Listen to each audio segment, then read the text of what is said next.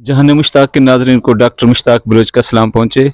इस वक्त हम उच्च शरीफ में मौजूद हैं। उच्च शरीफ जो बहावलपुर से तकरीबन 70-75 किलोमीटर के फासले पर है और उच्च की सबसे खूबसूरत और रूह परवर जगह मकाम, यानी जहाँ पे मकबरों की मुसल्लस है, जहाँ पे 3 मकबरे हैं जो उच्च की पहचान बने हुए हैं, बल्कि हमारी आलमी सियाहत के हवाले से भी बहुत इसकी अहमियत है। तो ये सामने आपके बीबी जवंदी का मज़ार है और जिस जगह पे हम ठहरे हुए हैं ये हज़रत बहावल हलीम का, और इनके साथ ही बिल्कुल जो ना जो इनके मेमार थे और बाद में रूहानी शख्सियत का भी उन्हें तकद्दुस का जो दर्जा भी मिलता है वो उस्ताद नूरिया के हवाले से। तो मेरे साथ डॉक्टर तनवीर मदनी साहब मौजूद हैं और मैं सर से यही रिक्वेस्ट करूंगा कि हमें इनके हवाले से मजीद मालूमात बताएं। सबसे पहले तो मैं इनकी तारुफ के हवाले से पूछना चाहूँगा कि हज़रत बहावल हलीम के हवाले से इनका हसब नसब तारुफ क्या है सर? बिस्मिल्लाहिर्रहमानिर्रहीम। एक तो हमारा बैक व्यू दिखा दें, आप इधर आ जाएं। ये हमारे पीछे अकब में जो आपको मज़ार नज़र आ रहा है, ये मज़ार साहिब मज़ार को बेशुमार निस्बतें हासिल हैं। सरकार ये अपने दौर के फ़िक़्ह हनफी के अपने दौर के काजी थे और हिंदुस्तान फतवे इनके पास आते, लोग जो है ना वो फ़िक़्ह हनफी के मुताबिक इनसे जो है फतवे लेते। फिर ये कि साहिब मज़ार सिलसिला सोहरवर्दिया के बहुत बड़े बुजुर्ग थे, ठीक है ना। अच्छा, इनका नाम है हज़रत बहाउल हलीम। बहाउल हलीम है और उच्च के अंदर बहावल हलीम मशहूर है। तो हज़रत बहावल हलीम ये हैं बेटे हज़रत गौस बुखारी के और वो बेटे हज़रत जलालुद्दीन हैदर सुर्खपोश के। तो यूं ये साहिब मज़ार हज़रत जलालुद्दीन हैदर सुर्खपोश के पोते हुए और इनकी बेटी का मज़ार है वो सामने हज़रत बीबी जवंदी का। तो हज़रत बीबी जवंदी हज़रत जलालुद्दीन हैदर सुर्खपोश की पोती हुई, पड़पोती हुई। तो इस एतबार से यहाँ पर हम इनका तारुफ मुख्तसर ये बताना चाहेंगे, हज़रत मखदूम जहानिया जहाँ गश्त के ये बड़े चचा के बेटे और उम्र में भी बड़े, और मखदूम जहानिया जहाँ गश्त के ये उस्ताद भी हैं, यानी कि चचा साद भाई भी हैं, उस्ताद भी हैं। इनसे दरसियात मुकम्मल करने के बाद मखदूम जहानिया जहाँ गश्त मुल्तान चले गए थे पढ़ने के लिए। तो इस मकबरे को हम देखें तो मकबरा अपनी काशी की टाइलों के एतबार से बहुत ही नुमाया है, दिलफरेब है, और इसके अंदर काशीकारी का जो काम बारीकी से किया गया है वो यकीनन लाजवाब है। और इसे देखने के लिए, इस पर काम करने के लिए BZU से, IUB से और इसके अलावा GC यूनिवर्सिटी फैसलाबाद से भी यहाँ पर बाकायदा तौर पर लोग आए हैं। इन्होंने यहाँ का विजिट किया और यहाँ पर जो ज्योमेट्री का, हिंसे का, प्रकार का काम है, बारीकी का काम है, वो यहाँ से वो लेकर गए और बाकायदा इसके ऊपर उन्होंने प्रोजेक्ट मुकम्मल किए हैं। मेरे ख्याल है कि इसको तो आलमी विरसे में भी शामिल करने की खासतौर पर बीबी जवंदी के हवाले से जो ना तजवीज़ है। और एक ही चीज़ है, तो सर ये हमें इतनी ऊंची चौड़ी जो ना वो दीवार नजर आ रही है, इसके हवाले से सर थोड़ा सा रहनुमाई फरमाएं। ये देखें, चूंकि नीचे नशीब में दिखाएं जरा, ये उस दौर का दरिया है, हाकड़ा घारा, इसके मुख्तलिफ नाम थे। ये दरिया बहता था और दूर तहद निगाह तक दरिया ही होता था।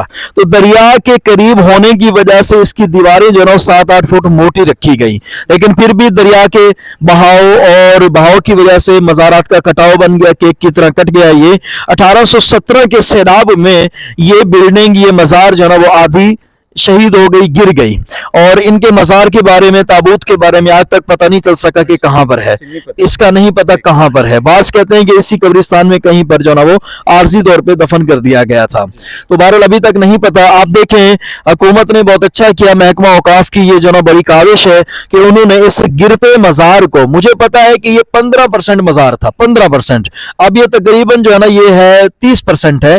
अभी 70% इसकी जगह जो है ना हुकूमत ने इसकी बुनियादें बना दी हैं। जब कभी मौका मिला तो इंशाल्लाह ये भी बन जाएगी। नीचे भी आप दिखा दें, ये बड़े बड़े सतून दिखाएं, ये दीवारें दिखाएं, ये सब कुछ जो है ना वो उस दौर की। ये देखें, ये दीवार है, ये अभी हम दीवार पे खड़े हैं, ठीक है ना।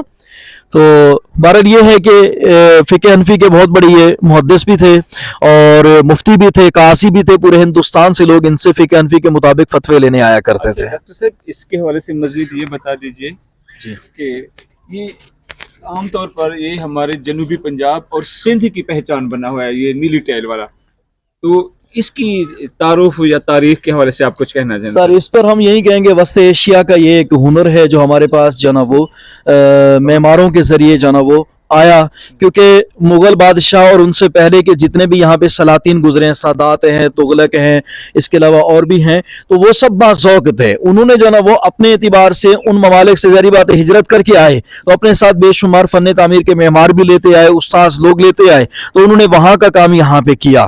تو یہ جو فن تعمیر ہے یہ ہمارا سندھی نہیں ہے، سندھی اب بن گئے، لیکن اب بن گئے ہیں. یہ اس کی اصل جو ہے نا وہ وسط ایشیا، وسط ایشیا ایران وغیرہ کا ہے، ایرانی طرز تعمیر ہے یہ سارا. آپ دیکھیں وہ میں پہلے بھی کہہ چکا ہوں، ٹھٹھا کے جو نا قبرستان وہاں پر جو نا یہ کاشی کا کام بہت زیادہ ہوا پڑا ہے. اچھا ایک اور چیز بھی ہے کہ سندھ میں اور جنوبی پنجاب میں بہت زیادہ جو ہے نا وہ گرمی پڑتی ہے، جی تو نیلا رنگ جو ہے نا کسی حد تک جو ہے نا وہ انسان کو جو ہے نا سکون، نیلا اور سفید رنگ اس کے بارے میں ہے کہ ایک تو سورج سے اور دوسرا سکون، پھر آنکھوں کو جو نا وہ ٹھنڈک، اور اس سے جو نا وہ مطلب تنگی نہیں ہوتی. جی، جی. ٹھیک ہے نا، اسی وجہ سے ممکن ہے. اچھا ڈاکٹر صاحب اس کے حوالے سے تھوڑا سا ہمیں مزید بتا دیجئے کہ یہ اس طریقے سے یہ میرے خیال میں چراغ رکھنے کی جگہ ہوگی. جی چراغ رکھنے کی جگہ ہے، اوپر دھواں، اور یہ سادہ ڈیزائن ہے، جبکہ اچھے ڈیزائن باہر جو نا وہ نظر آ رہے ہیں. یہ اس کے حوالے سے اس کے حوالے سے یہ کاشی کاری کا کام ہے. یہاں پر میں آپ کو بتا دوں، یہاں پر میں اس پر تبصرہ کرنا چاہوں گا، ہمیشہ ایک ہی ڈیزائن والی بڑی جو، یہ بوتل لے لیجیے گا، ایک ہی ڈیزائن والی بڑی جو ٹائل ہوتی ہے، ٹھیک ہے نا، جس کے اندر ٹکڑے نہیں ہوتے، اس سے بولتے ہیں کاشی کی ٹائل. کاشی کی ٹائل، کاشی کی ٹائل، ٹھیک ہے نا، موزیک بھی بولتے ہیں سائز کاشی بھی کاری کی، صحیح. سائز بھی بڑا ہو اور ایک ہی ہو. یہ بھی کاشی کی ٹائل ہے، یہ بھی کاشی کی ٹائل ہے، یہ بھی کاشی کاری کی ٹائل ہے. اس کے اندر اگر باریکی سے کچھ چیزیں جز جز کر کے ڈالی جائیں، ایک ایک کر کے ڈالی جائیں، ٹھیک ہے، ایک ایک کر کے کوئی ہار نما ڈیزائن بنایا جائے، یا جیسے یہ دیکھیں آپ، یہ ٹھیک ہے نا، اس کے علاوہ آپ اس کو دیکھیں، یہ تو نہیں ہے، یہ تو کاشی کاری ہے، لیکن یہ جو باریک کام ہے اس کو بولتے ہیں مینا کاری. اس کو بولتے ہیں مینا کاری. یہ فن تعمیر کی مینا کاری ہے، وگرنہ یہ کپڑے میں استعمال ہوتا ہے لفظ مینا کاری. باریک کام کو مینا کاری کہتے ہیں، تو یہ باریک کام ہے. تو یہ کیا کاشی کاری ہے؟ یعنی جو بڑے سائز کی ہوں اور ایک ہی ڈیزائن پر ہوں. آپ نے دیکھا ہوگا لوگ جو نا وہ شیشے کے ٹکڑوں سے اور بلور سے، یا اس کے علاوہ کیلوں سے، پتھروں سے تصویریں بنا دیتے ہیں، پہاڑوں کی، لوگوں کی، ٹھیک ہے نا. تو وہ کیا ہوتا ہے، وہ باریک کام ہے، اسے مینا کاری کہیں گے. اگر وہ ایک ہی کاغذ پر ہو اور ایک ہی قلم کے ساتھ، تو پھر وہ کاشی کاری ہو جائے گا. اچھا تو اس کے حوالے سے باقی جی تو سر آپ کہہ رہے تھے کہ یہ 15% بچا ہوا تھا، جی اب ہاں. مزید کام کرنے کے بعد جو ہے یہ 30% ہو گیا. 30% پر پہنچا. جی تو اب ممکن ہے کہ اس کی وہی شکل و صورت کہ بہت زیادہ اس پہ جو ہے نا سر پاکستان میں امکانی بات کہی جا سکتی ہے، سوچی جا سکتی ہے، وگرنہ ہوتا وہی ہے جو منظور خدا ہوتا اچھا ہے. اگر ہو جائے تو میرا خیال ہے کہ جیسے آپ کو بتایا کہ پوری دنیا میں مذہبی سیاحت کا بھی رواج ہوتا ہے، جی ہاں تو یہ مذہبی سیاحت کے حوالے سے بھی بہت اہم ہے. اور سر جی نگاہ ہونی چاہیے، اور ایک مینجمنٹ اچھی ہونی چاہیے، اور یہاں کا کوئی مینیجر ہونا چاہیے جو اس شریف کو ایسا بنائے کہ ممکن ہے کہ یہاں سے مطلب لاکھوں کروڑوں ڈالر کی بھی آمدن ہو سکتی ہے سیاحت کے اعتبار سے. ہمارے پاس 7 دریا ہیں، 5 دریا ہیں ہمارے پاس، آثار قدیمہ ہے ہمارے پاس، بے شمار اور چیزیں ہیں، اور باغات ہیں ہمارے پاس. بہت کچھ ہو سکتا ہے، یہاں سے بہت کچھ نکل سکتا ہے.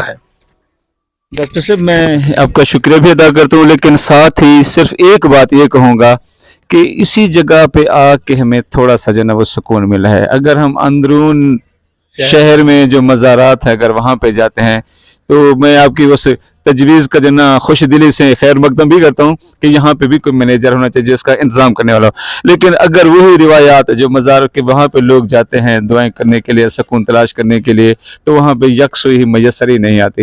اگر اسے مذہبی سیاحت کے طور پر لینا ہے، اسے جو نا دنیا بھر کے طالب علموں کے لیے لینا ہے، اسے ان لوگوں کے لیے جو بے قرار بے چین روحیں رکھتی ہیں اور دنیا کو ایکسپلور کرنا چاہتے ہیں، دنیا کو دوسروں کے سامنے لانا چاہتے ہیں، تو یہ بہت زبردست منظر ہے، بہت زبردست مقام ہے. کہ اب اس میں بھی ہم دیکھیں کہ نیچے کا علاقہ اور باقی میرے خیال میں ایک ایسی جگہ ہے جہاں پہ انسان اپنے آپ کو جو نا صدیوں پرانے دور میں محسوس کرتا ہے، اور کوئی جو بھی باذوق بندہ ہے वो आए और इन लोगों के कमाल को जो है ना वो कि आज तक इन लोगों की जो इज्जत अजमत है उन चीज़ों को भी परखना चाहिए। डॉक्टर साहब से सिर्फ आखिरी में जुमले के तौर पर ये लेना चाहूँगा कि क्या इनका सिर्फ रूहानी निस्बत इनके लिए अहमियत है या इनके किरदार, क्यों कि मुझे यकीन है कि ये लोग जो थे इन्होंने मोहब्बत का पैगाम दिया। सर इस हवाले से थोड़ा सा बता दीजिएगा सर। सर अहलुल्लाह का शुरू से अब तक यही अंदाज रहा कि अव्वलन क्या होता है कि जाहिर को संवारो, नमाज से, रोजे से, इबादत से, ठीक है ना, आंखों का हिफाजत, दिल की हिफाजत। उसके बाद जनाब बातिन की तरफ आते हैं, मुराकबा करते हैं, कश्फ करते हैं, तसव्वुर करते हैं, इरफान व आगही से जनाब वो फैज़ देते हैं, लेते हैं, और किसी साहिब तरीकत बुजुर्ग से वो मतलब बरकतें लेते हैं। तो मैं यही कहूँगा कि जो जितने भी बुजुर्ग होते हैं वो जाहिर और बातिन दोनों एतबार से तरबियत करते हैं, क्योंकि वो इस तरीके से करके आ चुके होते हैं। और बंदा बातिन के पीछे लगे और नमाज छोड़ दे, बातिन के पीछे लगे रोजा छोड़ दे, तो उसका वो बातिन भले वो जिक्र जली करे, खफी करे, मुराकबे करे, तसव्वुर करे, उसके दिल के अंदर ज़ौक़ बहुत आ रहा है लेकिन नमाज ही नहीं है, तो वो ज़ौक़ किसी खाते का नहीं है।